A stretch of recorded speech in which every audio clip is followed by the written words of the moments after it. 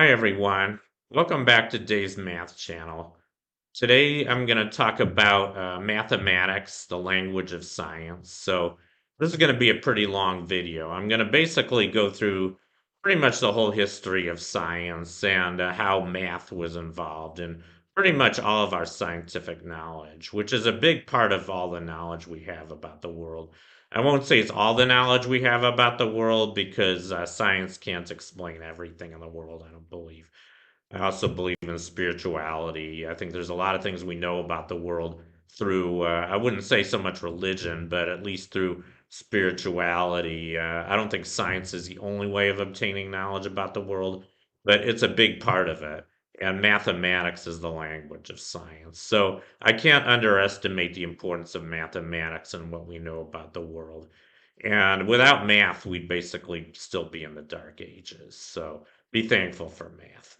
But anyway, let me just get started. So like I said, this talk is about science mainly and how math is used in science. And we all know about science. And this slide just shows some common icons in science, like biology with a double helix of DNA, theory of electricity, magnetism, got a picture of a magnet, chemistry, we've got some test tubes, biology, we've got some amoebas and bacteria, and you can keep going on. I mean, there's a lot we know about the world through science, and there's a lot of different kinds of science. But I'm going to start at the very beginning. So, where can we trace the beginning of science back to? I think we can trace it back to ancient times, maybe even further back. But we know that the ancient people, and particularly the ancient Greeks, they dabbled in a lot of science. It wasn't what we would call modern science. That involved the scientific method, which came much later. I'll get to that later. But the Greeks had their own version of science, which I guess we would say was primitive science by today's standards, but they knew a lot. I mean, they didn't get it all right. They had these philosophers. Their science was really called natural philosophy, and this is a pretty typical picture. Some Greek philosophers, maybe around 500 BC, gathering, in some big temple in Greece, and all discussing different ideas they had. And there were some really, really great ones, like Plato, Archimedes, Pythagoras, Euclid, um, I already mentioned him, Aristotle, several others, and they didn't all get it right, but some of their ideas were right. They didn't do experiments. That was the unfortunate part. They couldn't really test the ideas they came up with, but they were some pretty great mathematicians and astronomers. I think their greatest strength was math. Euclid axiomatized all of plane geometry. And he wrote the text on it called the Elements, and that pretty much says everything there is to know about plane geometry, also known as Euclidean geometry. And Pythagoras, I think we don't know that much about his real life or Euclid, but Euclid did some pretty amazing math. He proved there were infinitely many primes. Not only that, well, I only should mention his elements. Pythagoras, at least according to legend, he had the Pythagorean school, which was kind of a cult where he and his cult worshiped numbers, and he believed in the music of the spheres and kind of that the universe obeyed mathematical laws, which seems like it still does. And supposedly he came up with the Pythagorean theorem.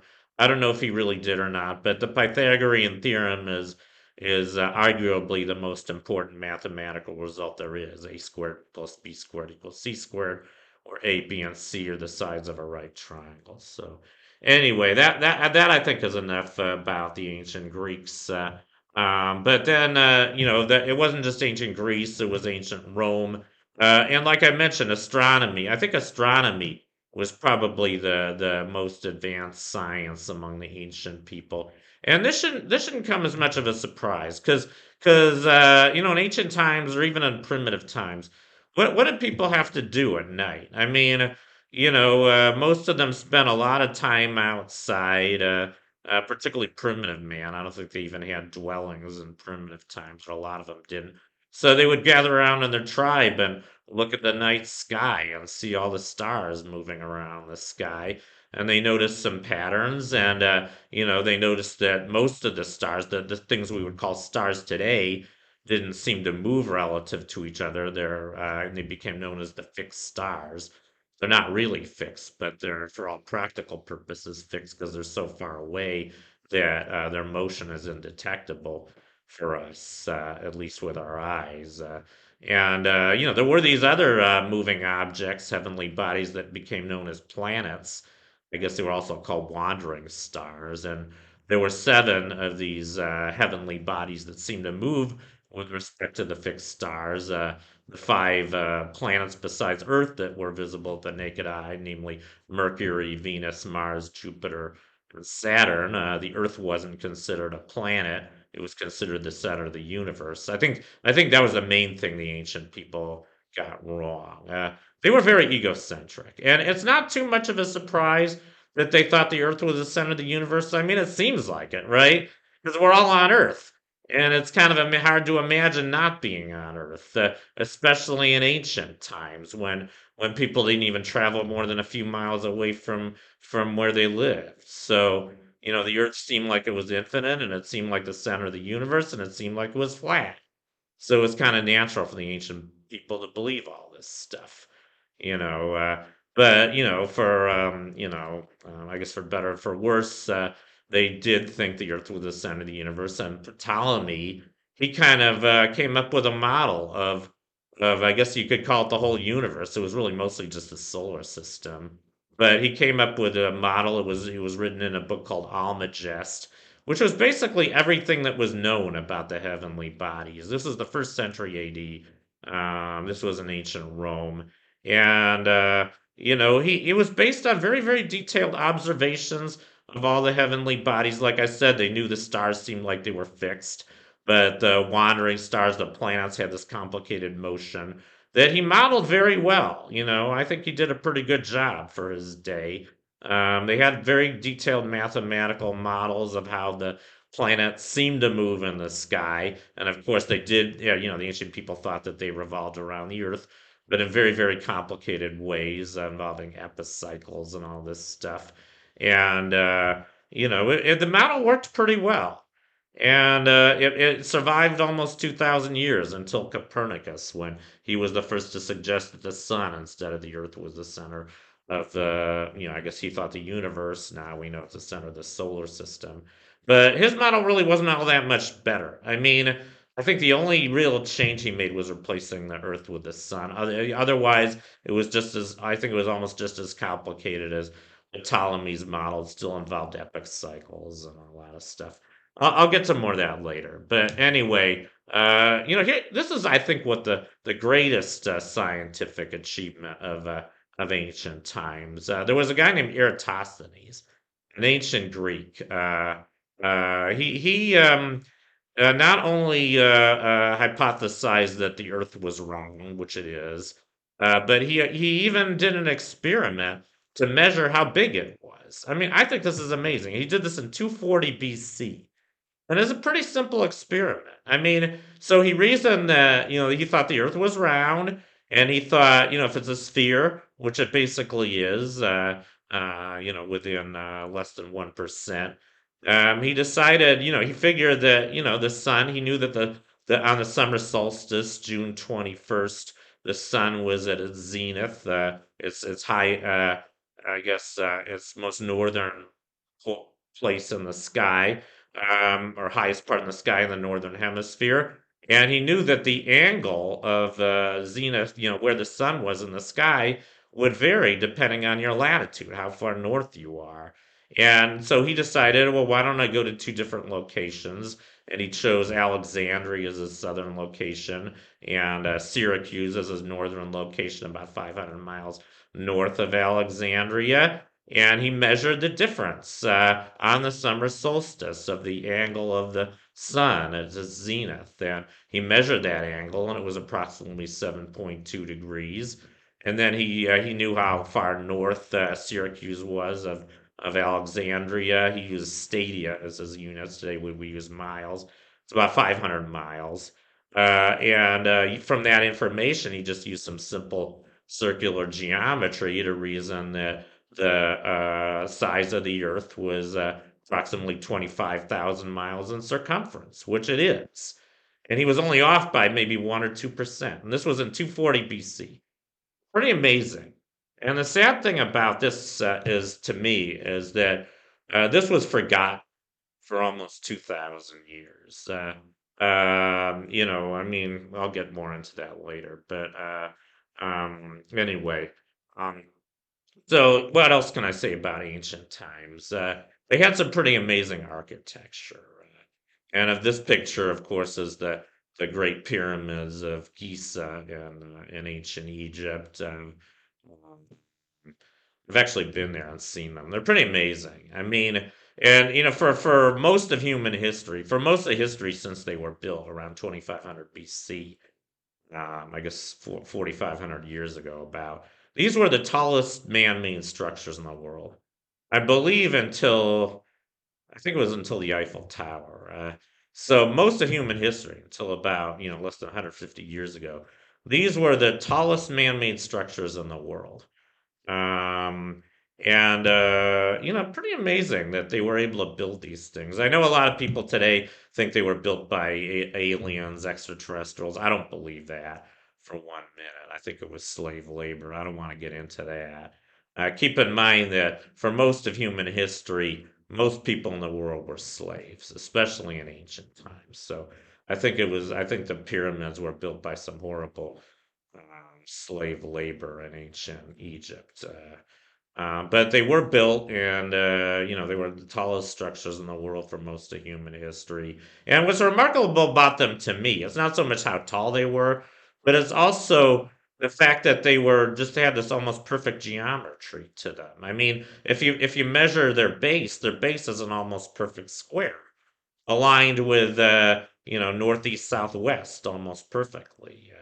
The latitude and longitude lines of the Earth, and so the ancient Egyptians were able to figure all this out. And not only that, but if you measure the ratio of the circumference to the height, it's very close to 2 pi. I think within a percent or so. And I know that the ancient Egyptians knew about pi. I mean, they had a formula for calculating the area of a circle in terms of the area of a square of the same radius, the same diameter, I guess. And they were only off by about a half a percent. So the Egyptians knew about pi. They were pretty good mathematicians, and they used their math in the architecture of the pyramids, which I think is pretty remarkable. And same with ancient Greece. The ancient Greeks built this fascinating temple called the Parthenon in Athens, Acropolis. I've never been to Greece, so I'd love to go there someday.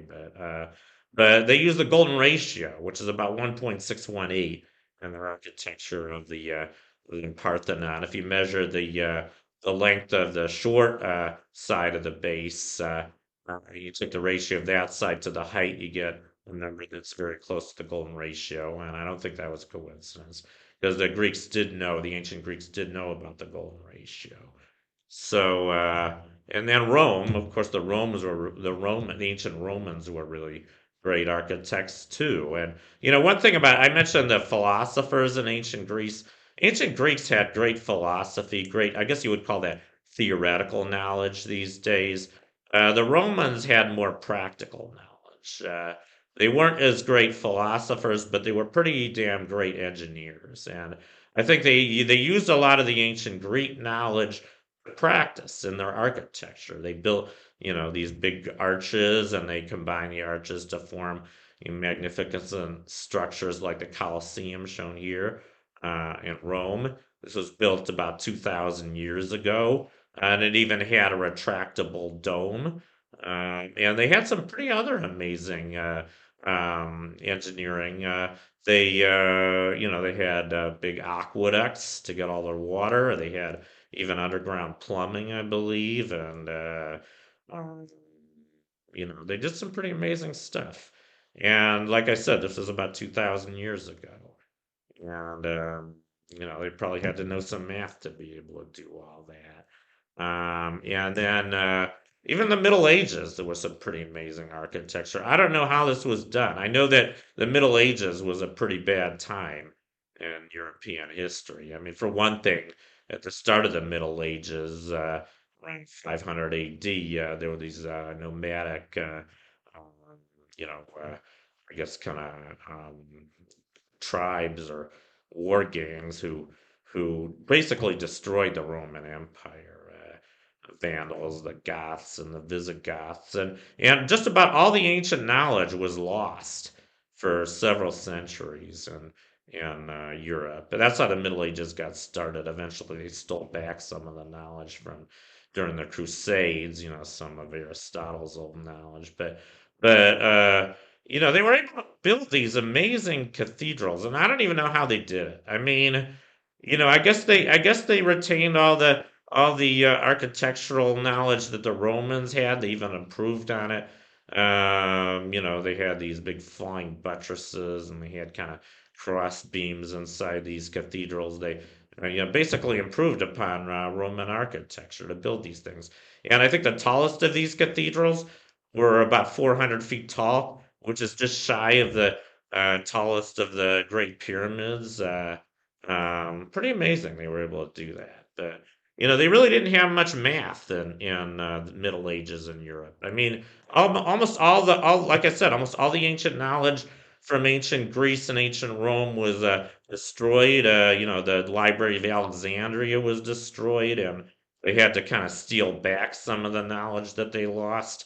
There was a guy named Fibonacci, an Italian mathematician around 12th and 13th century. He was a pretty great mathematician. He came up with Fibonacci numbers. He actually wasn't the first person to discover them. I'm pretty sure he discovered them independently, though they were known in ancient India around the 6th century AD. The rest of the world wasn't so screwed up during the Middle Ages. It was mostly Europe that was. The I think in Asia and in the Middle East, they actually had some pretty advanced math and science during a lot of the Middle Ages. The heyday of the Islamic Empire or Persia, I think, was around the 6th and 7th century AD. They had Brahmagupta, who even invented zero and came up with some amazing, brilliant math. And there was Al-Khwarizmi, who discovered algebra. And in India, they discovered zero, and they did some pretty amazing stuff. I guess Brahmagupta was Indian. Well, there were some great Indian mathematicians too. But and then China, they had the Tang Dynasty, I think around the 10th or 11th century, where that was a big spree of invention and China, and they even discovered magnetism, and they invented their own version of the printing press, and fireworks and gunpowder and all that. So it would take a while for Europe to catch up to the rest of the world. Eventually, they did, but and then there was a period. I think one of my favorite periods in world history was the scientific revolution. This started, I think, around the turn of the 17th century, and I think the culmination of the scientific revolution was this guy here, Isaac Newton. I think he was the greatest scientist of all time, even greater than Einstein, in my opinion. It's kind of hard to compare Newton and Einstein. It's a little kind of comparing apples and oranges, but I think Newton was actually a little bit greater than Einstein because Newton kind of summarized or formulated pretty much everything that was known about physics and would be known for the next 250 years or so. Pretty damn amazing. I mean, his laws, he came up with, I guess, well, I want to have to back up a little bit. I'll get back to Newton, but scientific method. This is kind of where the scientific revolution got started. This was a guy named Roger Bacon, around, I don't know the exact year, I think it was around 1600, maybe 1610, 1620. He came up with this method, which is still how we learn about science. It's called the scientific method. And I'm sure anybody who studies science is familiar with this method. You start with an observation, and then you ask a question. It's kind of natural when you observe something in the world to ask a question about it. And then to try to answer your question, you first come up with what's called a hypothesis, a guess as to what's going on. And then you do an experiment to try to test whether your hypothesis is true. And based on your observations, you come up with a conclusion. Either it supports your hypothesis or it refutes it, and then you come up with another hypothesis, and eventually your conclusion is what's called a theory, sometimes a scientific law. And once you discover your conclusion, your theory, you publish it, and then this knowledge becomes known to the rest of the world, and people can build on that knowledge. That's kind of how science has been run for, I'd say, since the early 17th century. Of course, it's not as clean cut as this picture shows. There's been a lot of setbacks. A prime example, that's Galileo. I mean, Galileo, he's called the father of modern science. And just an example, I mean, Galileo, like everybody before him, Galileo observed that things fall. That's obvious. Everybody has always known that throughout his human history. But he knew a little bit more about that, and he asked a very important question: how fast do things fall? I think some people have asked that in the past. I know Aristotle did. He thought things fell at a constant speed. That's not true. But Galileo asked that question, and he came up with a very brilliant hypothesis, which I don't know if anybody came up with both before him. He hypothesized that things don't fall at the same speed. They at a constant speed. They fall with a constant acceleration, constant increase of speed, in the absence of wind resistance or friction. And you can even make that into a mathematical law. V equals gt, where g is about 9.8 meters per second squared. He didn't hypothesize this, but he did experiments to try to measure, whether this was true. I mean, there's a apocryphal story that he dropped two stones of different weight off the top of the Leaning Tower of Pisa and demonstrated they fell at the same speed. I don't think he really did that, but he did observe that in the absence of friction or air resistance, all objects fall at the same speed or the same acceleration, which is 9.8 meters per second squared. That was his conclusion, and he published it. And unfortunately he published a lot of other stuff which the church didn't like, mostly about astronomy, and they convicted him. They put him under house arrest and banned all his teachings. They weren't rediscovered until later. But ideally, in a good environment that is devoted to learning the truth about how the world works, not biased by human prejudice. Maybe that's an ideal world, but in that kind of environment, that's where science thrives, and that's kind of how science has thrived for the last 400 years. Like I said, not as clean cut as this picture shows. There's been a lot of setbacks.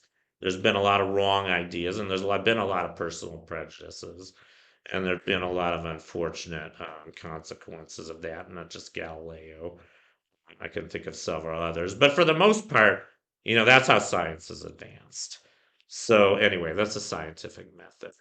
And I want to elaborate a little bit more on Galileo's law of falling bodies. I actually performed this experiment when I was in college. It's pretty easy to perform. I was in a physics lab at the University of Michigan where I was going to college, and I think this was my freshman year. They had us do a simple experiment to verify Galileo's law of falling bodies. V equals gt. Here they call it A. A is 9.8 meters per second squared. So V equals AT. That's the speed of a falling object after t seconds in meters per second. A is 9.8 meters per second squared, or you can also write it as x equals at squared over 2, where x is how far the object has fallen after t seconds. I did this experiment. It's a pretty easy experiment to form. We had a piece of iron with a sparkler on it attached to a magnet.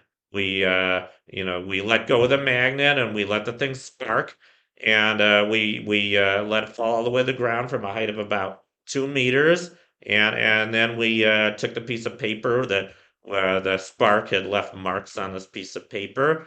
We measured where all the sparks were on the paper, so we came up with data like in the bottom row of this table shown here. Not as clean as this, but we had positions of where each spark was, so we knew exactly how far the piece of iron had fallen after each 60th of a second. We analyzed our data. I think I even used a computer to do this. It did a least squares fit. I'm not going to go into what that is, but it came up with an answer for what G was, or what they call A here. And I remember the answer was 9.79. Very, very close to the exact answer, which is 9.80665. So it was within about a tenth of a percent of the true value. And I did all this just from this very, very simple experiment. So, I demonstrated Galileo's law of falling bodies my freshman year. And that's kind of what Galileo did. Of course, he didn't have nearly as sophisticated equipment to do his measurements, but he did it and he came up with the same law. So, kudos to Galileo. And another really great guy from the scientific revolution was a astronomer named Kepler, Johannes Kepler, a Polish astronomer. And he came up with the 3 laws of planetary motion. Pretty remarkable. He did this in, I think it was early 17th century. It was before Newton. It was after Galileo. It was kind of contemporary with Galileo. Galileo came up with a heliocentric model of the solar system, and Copernicus was the first to do that. He didn't do any observations. He just said that it would be simpler to think of the sun to model the solar system if you imagine the sun was the center rather than the earth. He did this, I think, the year he died, so he didn't have a chance to get in trouble with the church because he died anyway. But Galileo wasn't so lucky. He spent the last 9 years of his life under house arrest and he had all of his writings confiscated. Kepler, I think Kepler was able to publish his theory, but he had a tragic life for other reasons. For one thing, his mom was accused of witchcraft. It was a very bad time during that, and he was pretty depressed. But he was a very, very great astronomer. He used the observations of another really great astronomer named Tycho Brahe. He was a Danish astronomer who built a laboratory to make the most detailed observations anyone had done at the time regarding the motions of the planets, and it was so detailed that Kepler was able to use his data to come up with these 3 laws of planetary motion. First law says that the orbits of planets are ellipses, not circles, as everybody before him had thought. They were ellipses, which is kind of a stretched out circle, with the sun as one of its foci. The second law says that planets trace out equal areas and equal times. If you think of these little wedges as areas, wedge with the sun as one of its vertices, the other 2 vertices being, the position of the planet and its orbit at 2 different times. This is just a consequence of conservation of angular momentum. I mean, it turns out all 3 of these laws can be proven. They can be derived from Newton's laws of a law of gravity. Pretty amazing. And they're not even that easy to derive. But his laws, Kepler came up with these empirically, just based on his observations of Tycho Brahe's data. And they're all correct. And the third one says that the square of the period of a planet, i.e., its year, if you like, the period of the Earth is 1 year. Period of the other planets are different. The farther from the sun they are, the longer their period. For instance, Jupiter's year is about 12 Earth years because it's a lot farther from the sun than the Earth. Pluto, I guess that's not even considered a planet anymore. Now it's considered a dwarf planet. But when it was considered a planet, it was the farthest known planet from the sun, and its period, I think, is 248 years. But it turns out the period of every planet, the square of that period, is proportional to the cube of its mean distance from the sun, or the semi-major axis of the ellipse. So those are Kepler's three planetary laws of planetary motion, and they're all correct. And pretty amazing. And then I want to go to Newton now. I mean, Newton was, like I said, the culmination of the scientific revolution.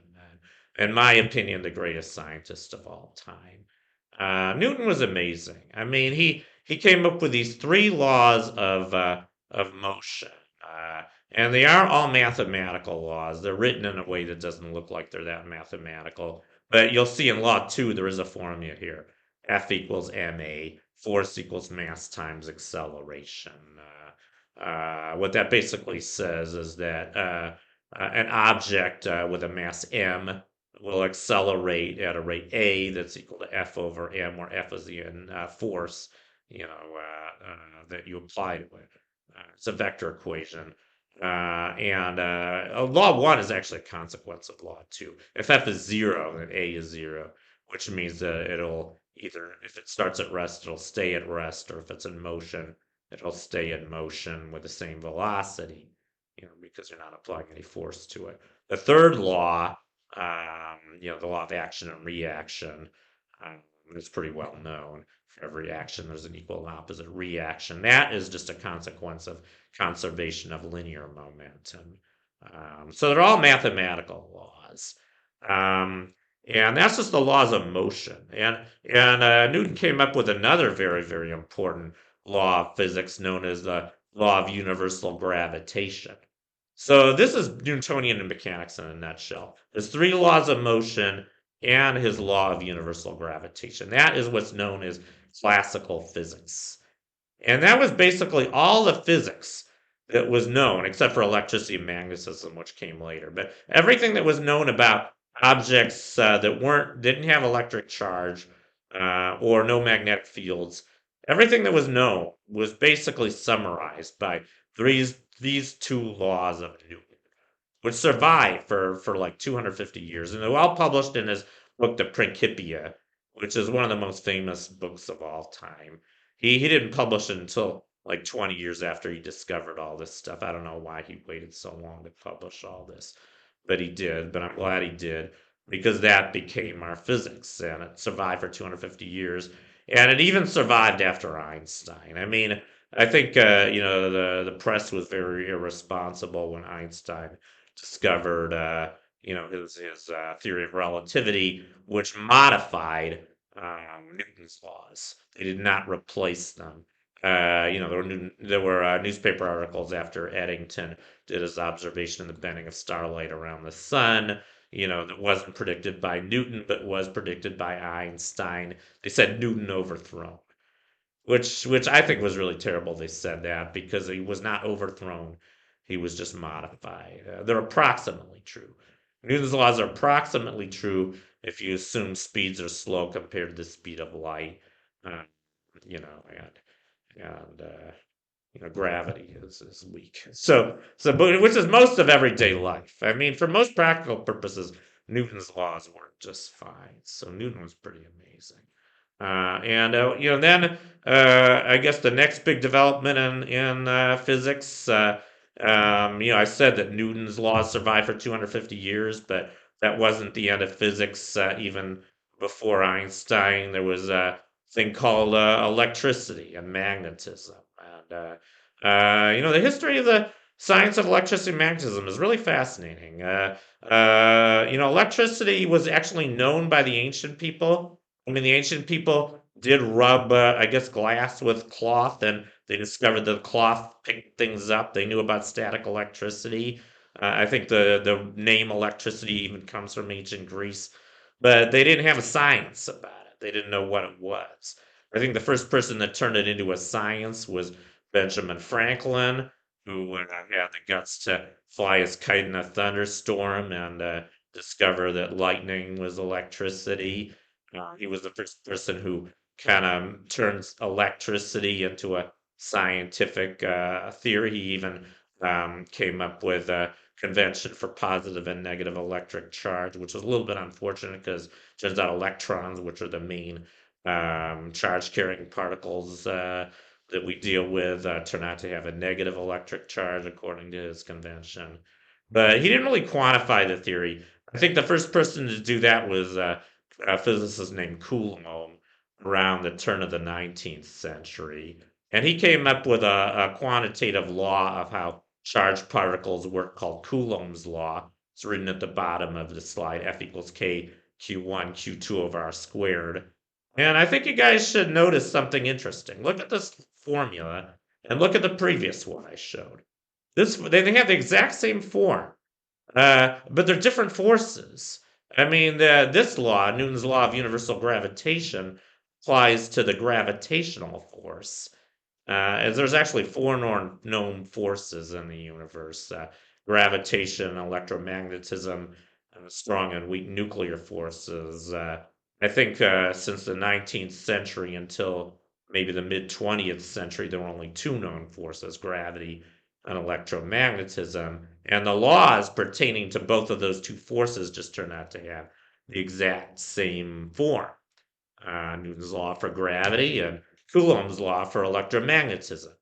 Different constants. This constant G is a small number. It's, I think, 6.67 times 10 to the minus 11 in SI units. Pretty small, which is why gravity is such a weak force. And we really only observe it on cosmological scales. But electromagnetism is a very, very strong force. This number K is 9 times 10 to the ninth, 9 billion in SI units.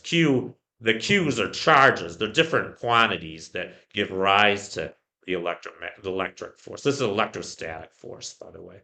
I haven't talked about magnetism yet. But Q1 and Q2 are charges in coulombs. And a coulomb is a very, very large unit of electric charge. You wouldn't want to have a 1 coulomb charge around because it could be pretty destructive. I mean, if you had two Coulomb charges separated by 1 meter, according to this law, the force they exert on each other would be 9 billion newtons, or about 2 billion pounds, or about a million tons. So you wouldn't want to have charges this big in your laboratory. But anyway, that's Coulomb's law, and it has the same form as Newton's law. And this was kind of the beginning of the kind of mathematical theory of electricity. But then the next big development in the theory of electricity was to notice that there was a connection between electricity and magnetism, which before the early 19th century, everybody thought were different forces. I mean, electricity, like I said, was known in ancient times.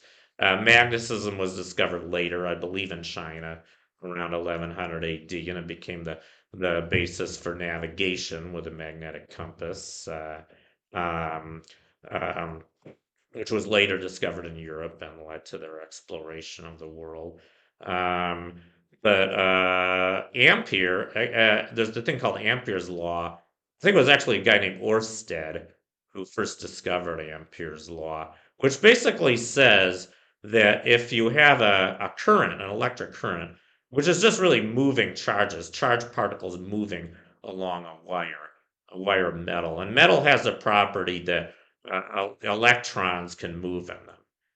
They're not free; they can move, and that's what gives rise to electric current. So if you have a wire with an electric current, which I guess they were able to produce in the early 19th century because Volta had built the first batteries already, I think around 1800, to produce electric current. So Ampere or Oersted discovered that if you have an electric current and you have a magnet handy, he noticed that the electric current created a magnetic field. In other words, it would make the needle of a magnetic compass line up with it. Amazing. So there was a connection between electricity and magnetism, and this was the first connection that was ever discovered by Oersted, and it became known as the Ampere's law. I'm not sure why it's not known as Oersted's law, because I think it was Oersted who discovered it. But anyway, that was the first connection that was discovered.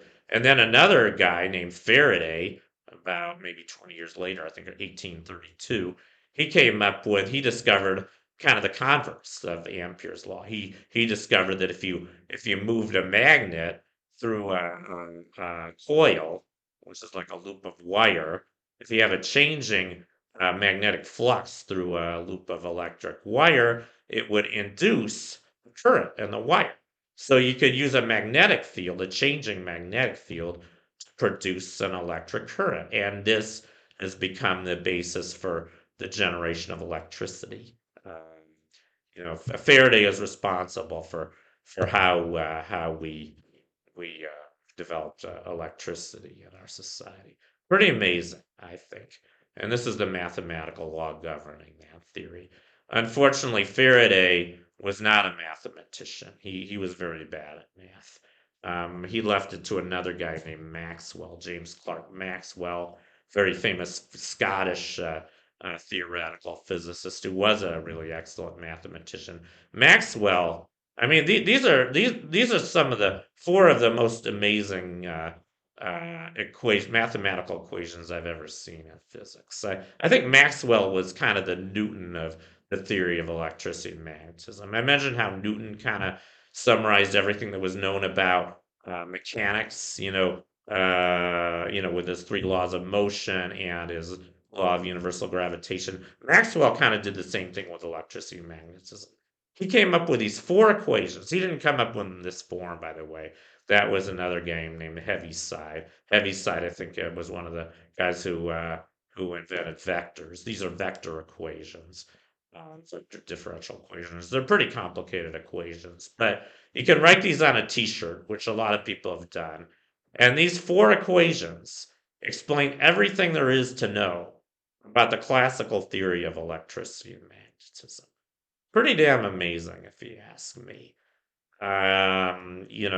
Everything that doesn't involve quantum mechanics, and even quantum mechanics only makes little slight modifications if you're dealing with, subatomic particles or atoms. So basically, these laws, as far as like, our everyday life, just like Newton's laws for everyday life, for us explain everything that's known about mechanics, these four laws explain practically everything that's known about electricity and magnetism, every electric circuit, every engineering project involving electricity.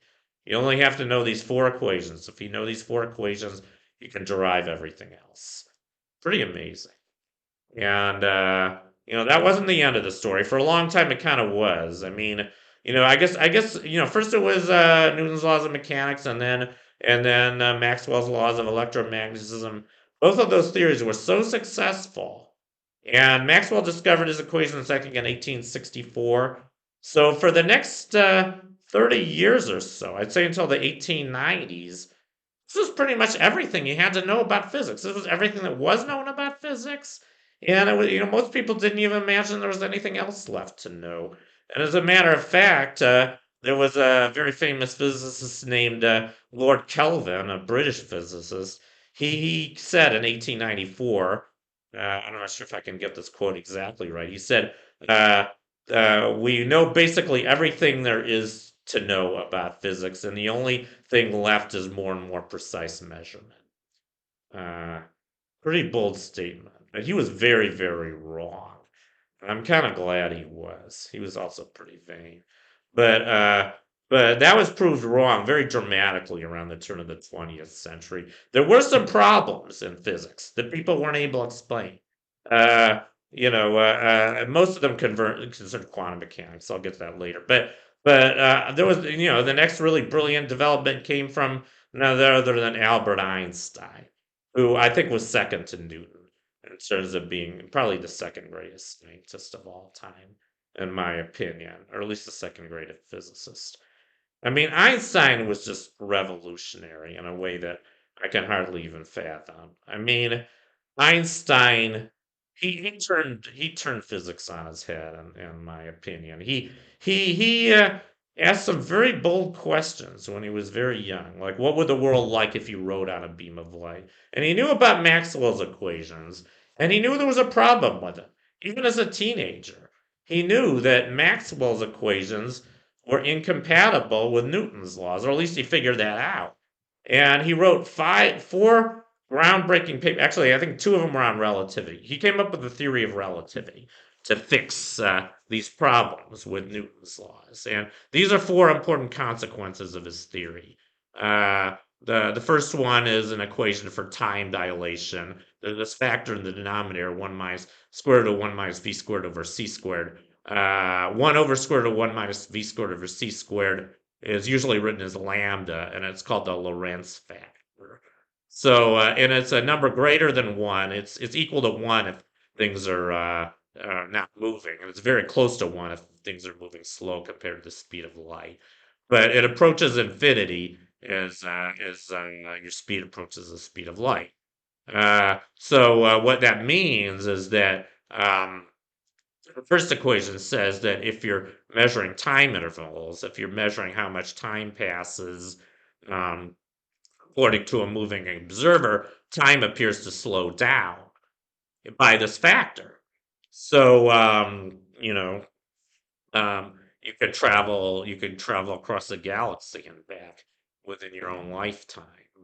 I'm not going to go into that, but it would take about 50, 60 years of proper time. So even though the Milky Way galaxy is 100,000 light years in diameter, so it should take 100,000 years at least, because nothing could travel faster than the speed of light. That's another consequence of Einstein's theory.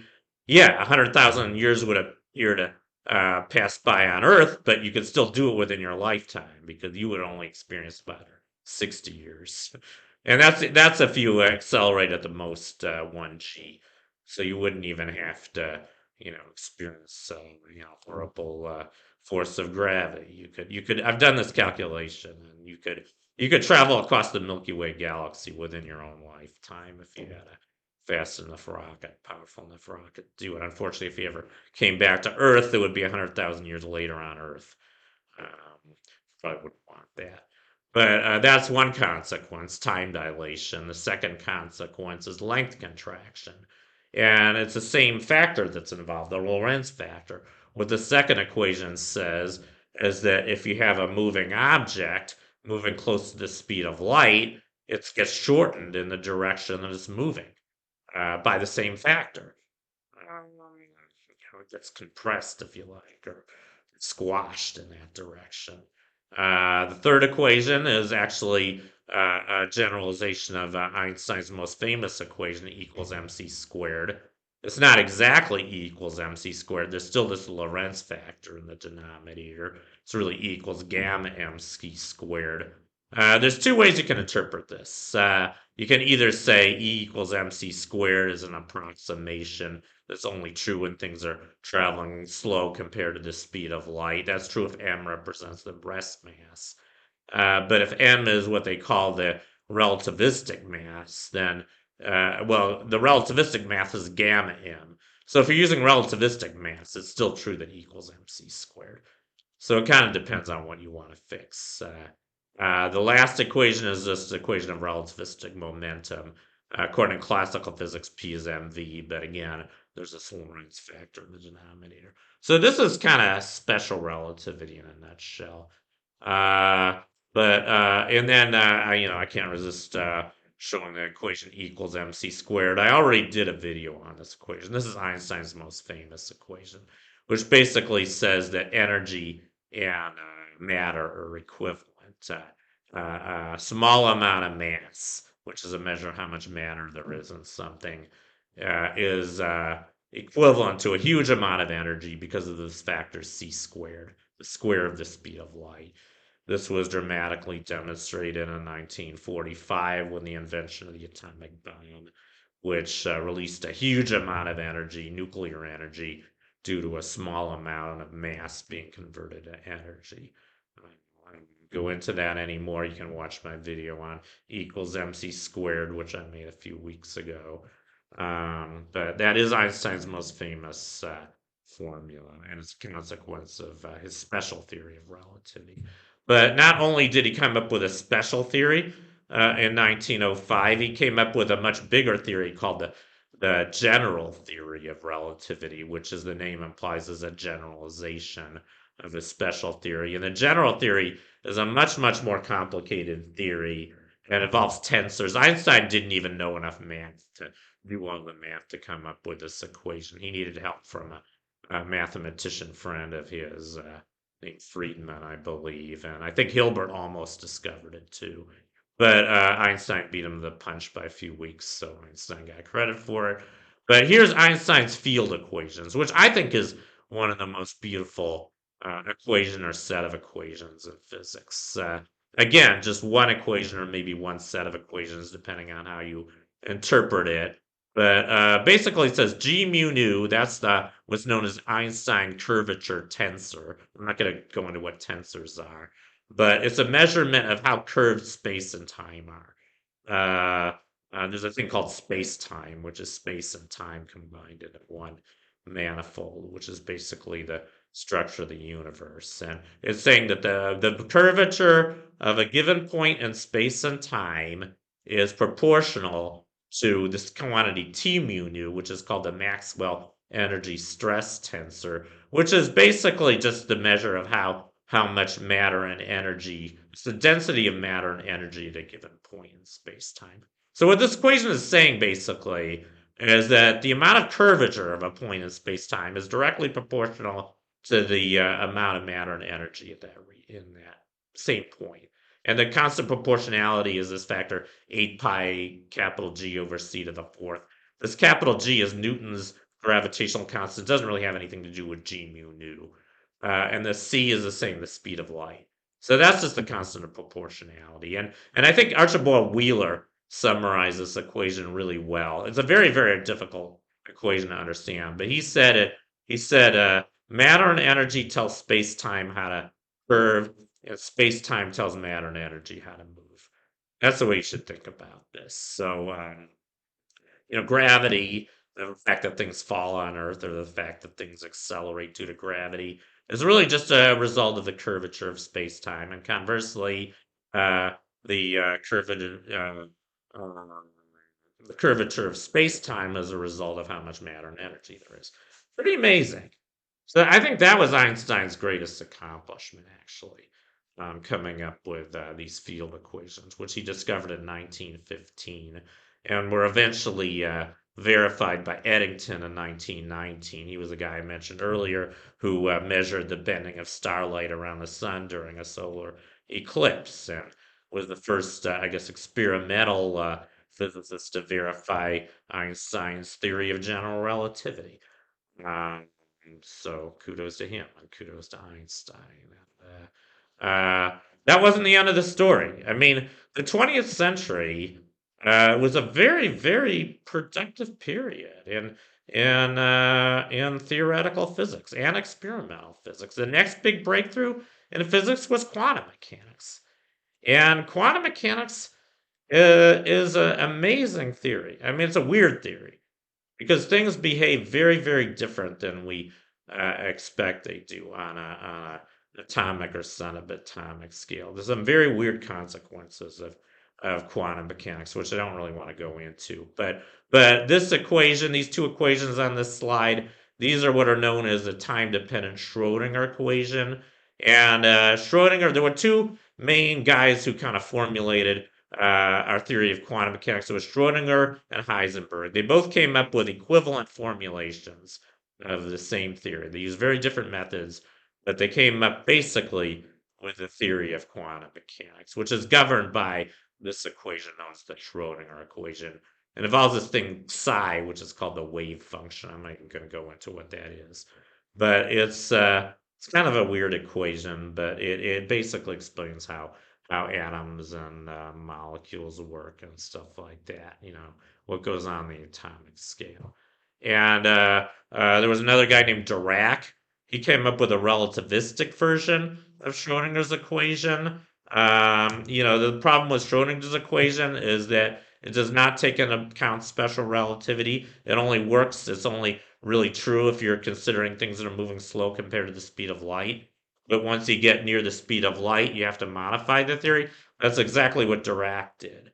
And he came up with what's called quantum field theory, or relativistic quantum mechanics, if you like. He came up with this equation, which is a very complicated equation. I don't even really understand it anymore myself. I sort of do. At one time, I completely understood this equation, but it's a very complicated equation, and I'm not even going to go into it.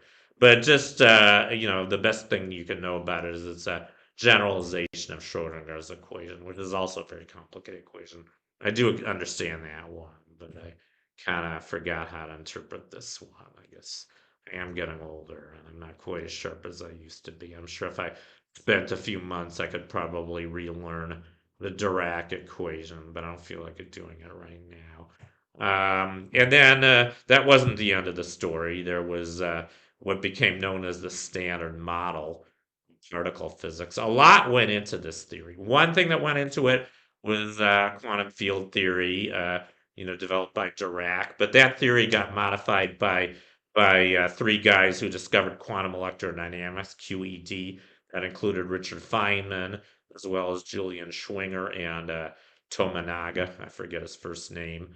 Those three guys, I think, all independently of each other, all discovered quantum electrodynamics, also known as QED, which, if you like, is a kind of a quantum mechanical, theory of electricity and magnetism.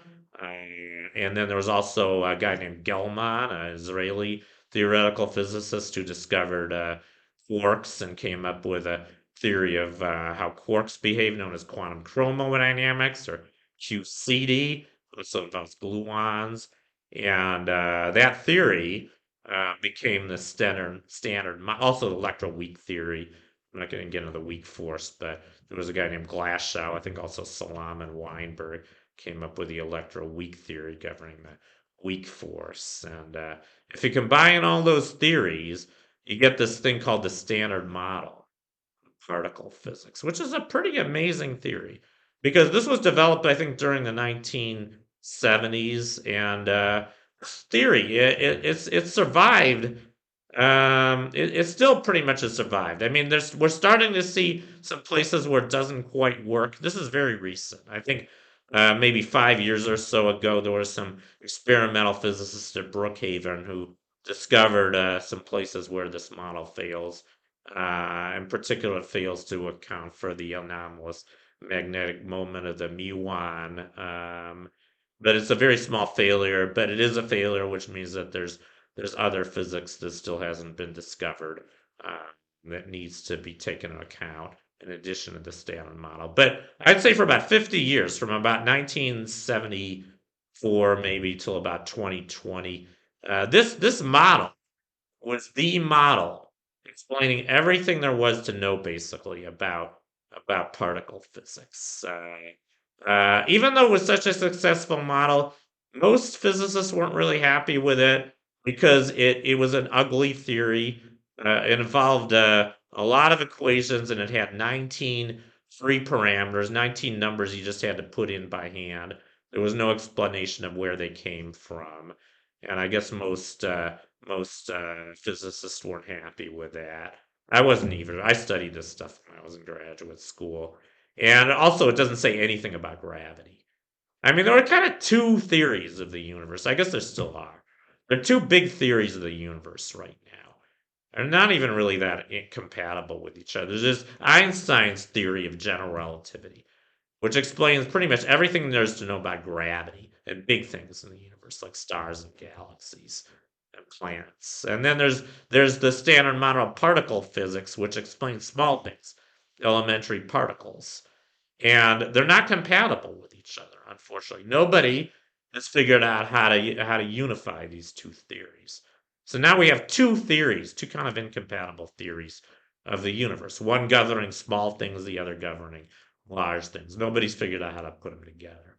I mean, there have been some developments where people figure out certain areas in which they kind of have figured out how to put them together. I think Hawking did that with black holes. Black holes seems to be the place where it's easiest to put these things together. Also, I think when we study the Big Bang, I mean, we are starting to learn some places where we might be able to put them together. But putting them together is the hardest part. And, the biggest attempt to do so has been string theory. And this string theory kind of got, at least it got going in the 1980s. This was right around the time I started studying physics in graduate school. And I was really interested in string theory, naturally, like almost everybody else in theoretical physics. Unfortunately, It's a very, very, I can't even emphasize how very, just a horribly complicated theory. The math is just horribly complicated. I probably know about a tenth of the math I need to know to understand this theory. I don't know anything about fiber bundles or vector bundles or homology or cohomology. I don't even give a shit about that stuff, to tell you the truth. At one time I did, but it's hopeless. I don't think I'm ever going to learn that, and I'm happy with that. That's one problem with string theory. The math is just so horribly complicated. But an even bigger problem with the theory is it's not even science. It's not even wrong in the words of Lee Smolin. It's not a scientific theory in the sense of Bacon's definition of the scientific method. There is no experimental evidence for any of string theory. It makes predictions that are about 12 orders of magnitude higher energy than we can produce in the laboratory. I'm talking about like 10 to the 19th GeV. I'm not going to even explain what that means, but the biggest energies we can produce in the laboratory are about maybe 10 TeV, which is about 10 to the fourth GeV. I think it's 10 to the 15th TeV, by the way, or GeV. So maybe it's 11 orders of magnitude now, but it's way, way beyond our capabilities. I've even seen estimates that say that if we wanted to build an accelerator, a particle accelerator big enough to generate the energies required to test string theory, we'd have to have a particle accelerator the size of the Milky Way galaxy. So forget it. We're nowhere near making string theory into a science. And I don't know why so many people are still hung up on this theory. I mean, this theory literally kind of made me sick.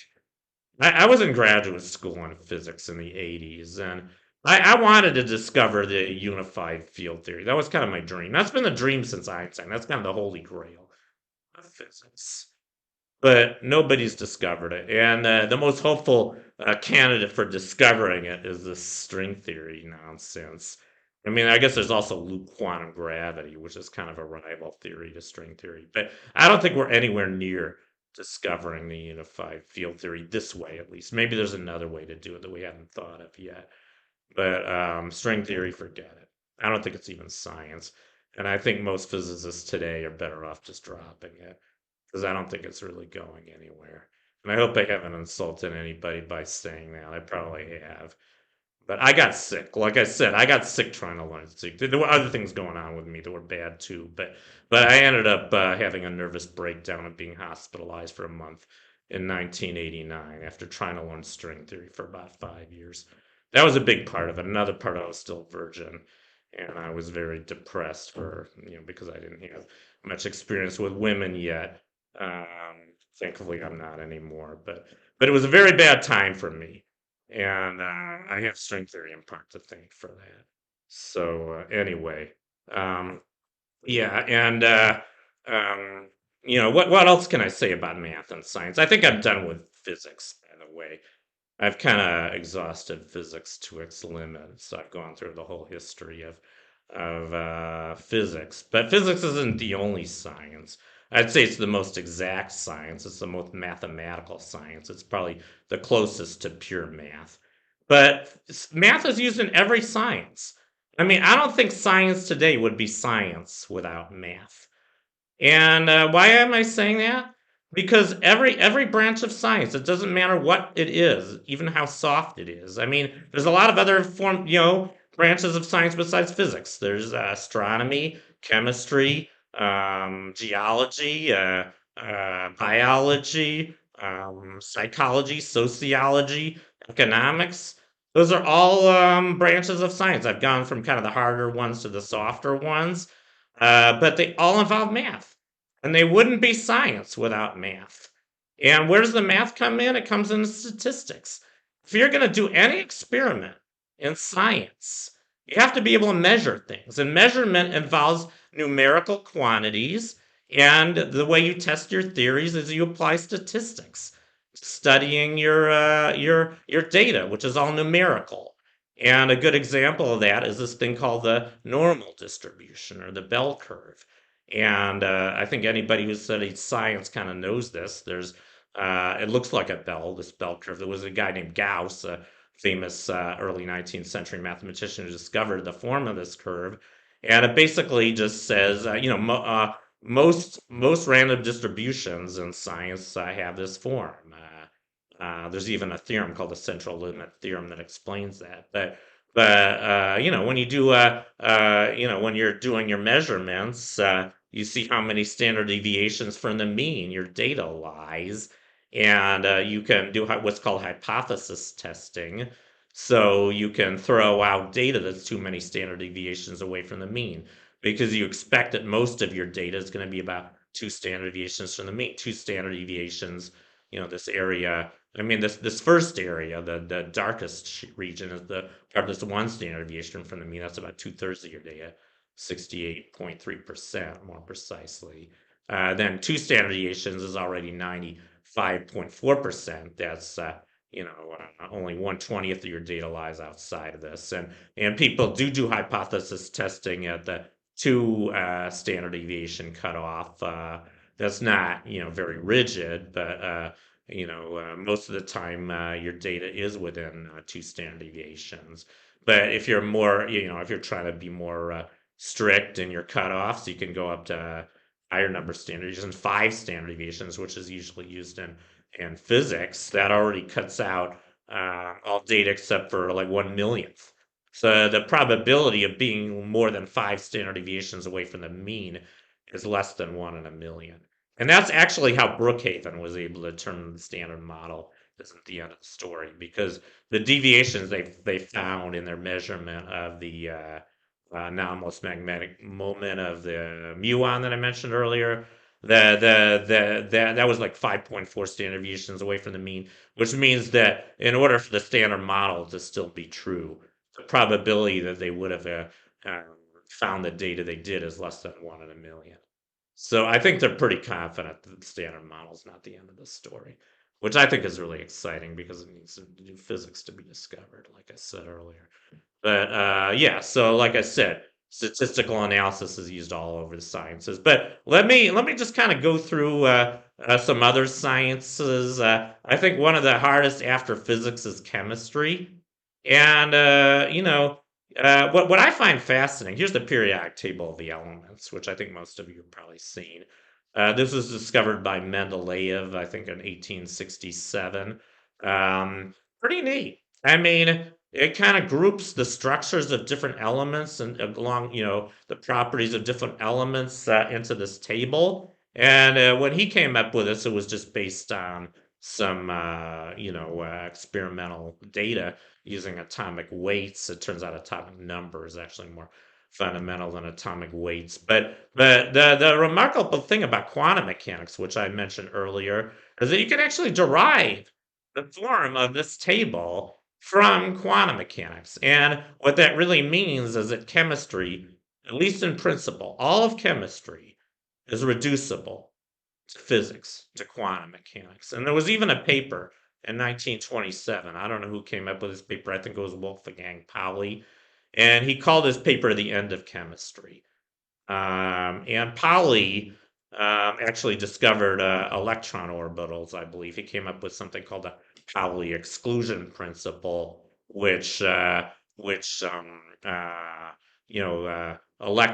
quantum numbers or quantum shells of electrons and atoms as a result of his theory, and that is structure. That is what's responsible for the structure of the periodic table. So you can even use physics to actually predict that the periodic table is going to have this form.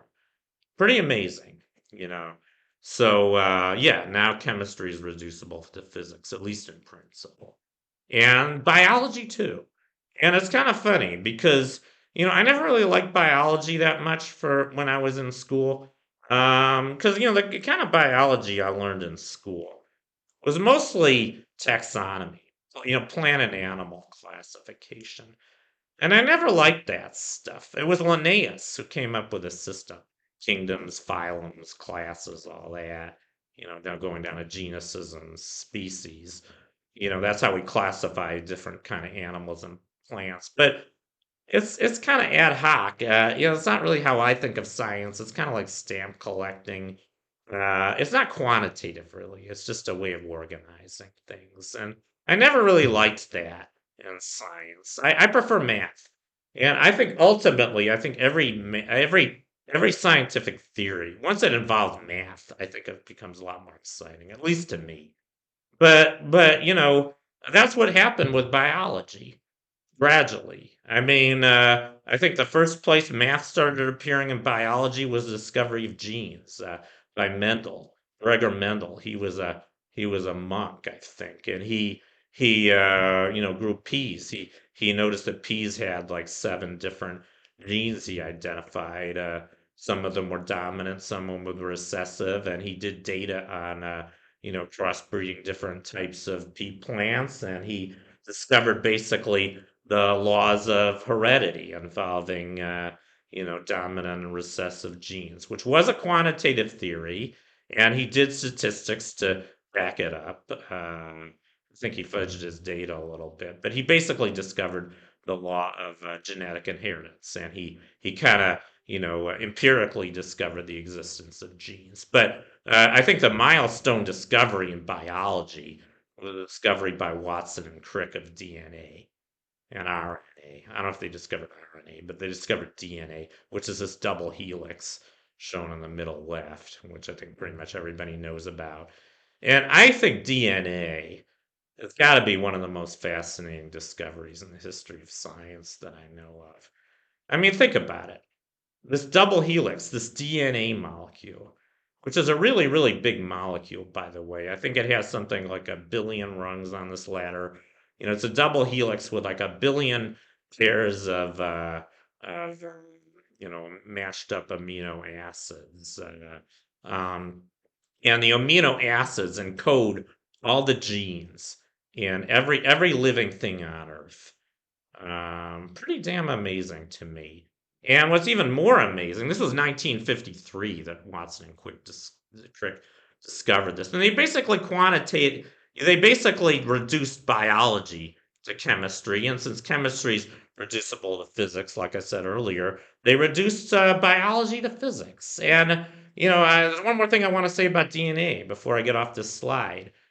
DNA is the blueprint or Turing tape, if you like, of living things. And living things are really computer programs because Turing tape is a computer program, and a DNA molecule, a DNA strand, is a computer program. It's instructions for how to build the proteins that go into every cell of your body.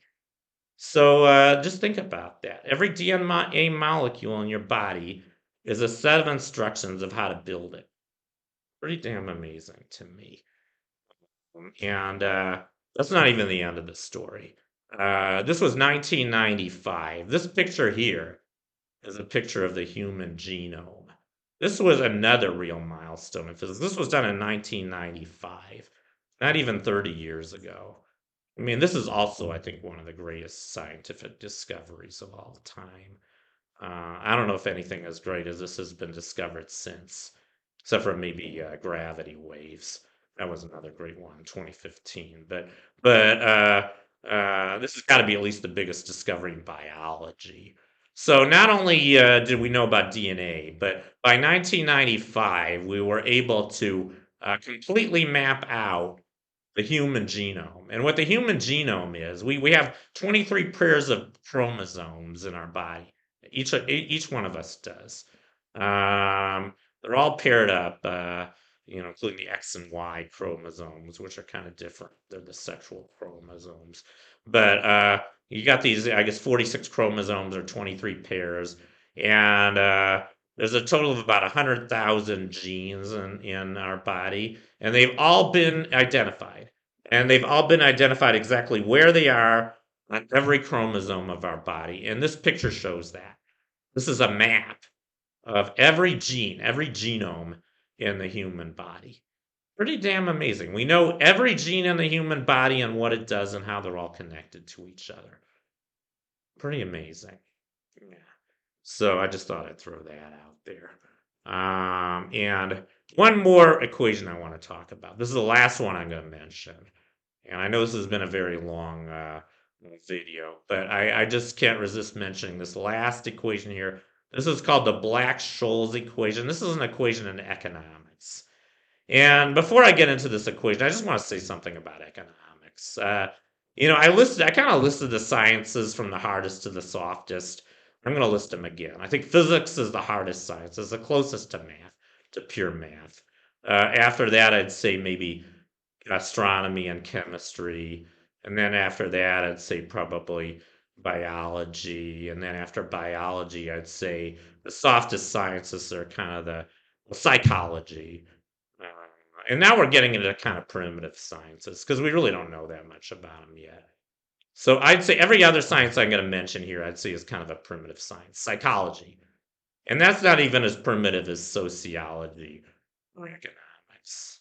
I think sociology and economics are probably the two most primitive sciences we have today. And why do I call them primitive? Well, for one thing, they're social sciences. And, I mean, we don't know, like even psychology, let's back up a little bit. Psychology or psychiatry. What do we really know about the human brain? Hardly anything, I think. Where did Freud come up with his ideas? I mean, the one thing I can say about Freud is he turned psychology into science. Before him, it was all just based on religious superstition. So it wasn't even a science before Freud. So Freud turned it into a science. But where did he come up with his ideas? I mean, what's all this stuff about the id, the ego, and the superego? And, why did he think that all of our behavior has sexual origins? I mean, and, he prescribed cocaine to his patients. He thought cocaine was the wonder drug. Um, and, I guess I'm more of a Jungian. Jung, at least, thought that there was a spiritual element to human behavior, and I agree with that. And I actually, before I get off of this subject, I'm very spiritual. I've become very spiritual over the years, and I think a big problem with modern science is that it really doesn't say most modern science doesn't say anything about spirituality. But I think it's a missing ingredient from all the sciences, even physics. I think quantum mechanics is kind of pointing the way to that. I mean, we don't know how to interpret quantum mechanics, but I think one of the reasons that we haven't really interpreted successfully yet is because I think there's a spiritual element to quantum mechanics. I even think that quantum mechanics is probably the source of consciousness. And like psychology, I was talking about psychology. But the reason I'm a Jungian more than a Freudian, Freud didn't say anything about spirituality, and I think that was his biggest failing in his model of psychology. Because we're spiritual beings. I think at his heart, at our heart, what we really are is all spiritual beings. And I think Jung kind of recognized that. And Jung had the idea of the collective unconscious. He thought there were these Jungian archetypes, and he thought dreams had a spiritual element. And I do agree with that. And, I guess that's enough about psychology. But I think sociology, economics have the same shortcomings because you're dealing with people, and people are spiritual beings.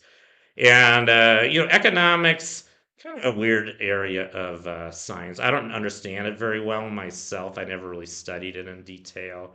Uh, but there is this equation in economics known as the Black-Scholes equation.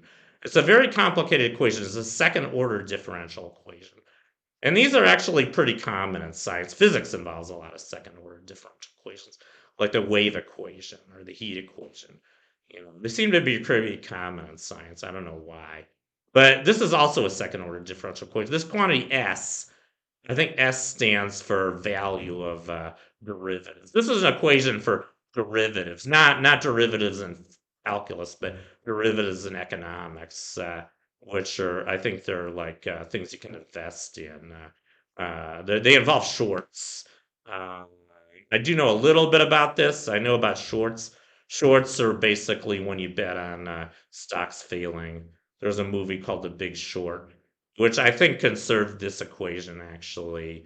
And I think some of you probably know about shorts. I think the biggest short we had was in 2008. economic crisis in 2008, the housing crisis. And the reason we had that housing crisis actually was because of a failure of this equation. This equation did not work the way that economists that had expected it would.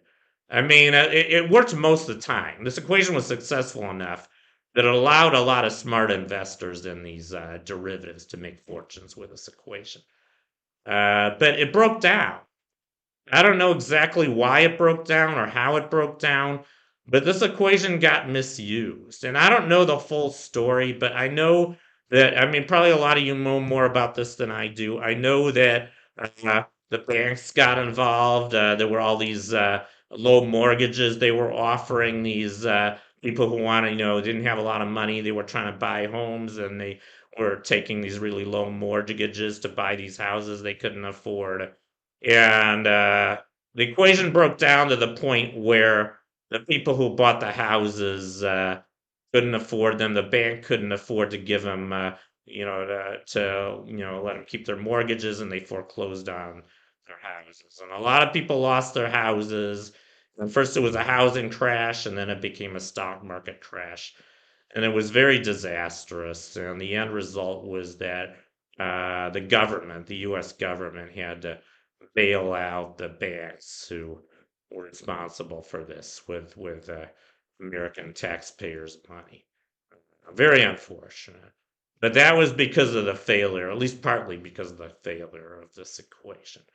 So I'm not a big fan of economics. I think economics has a lot of problems like psychology and a lot of sociology. And, we haven't had the Isaac Newton of psychology or of economics. And I think until we do, we're going to have a lot more failures like this. I just think we kind of need spirituality and science. That's the last thing I got to say about all this. Even physics. I think that's why we don't really understand yet what's going on in quantum mechanics, because we haven't quite figured out how spirituality enters into it. So I actually think spirituality is an essential missing ingredient from all the sciences. I'll just sum up my talk by saying that. And anyway, that's my talk on mathematics, the language of science. I hope you enjoyed it, and I'll see you next time.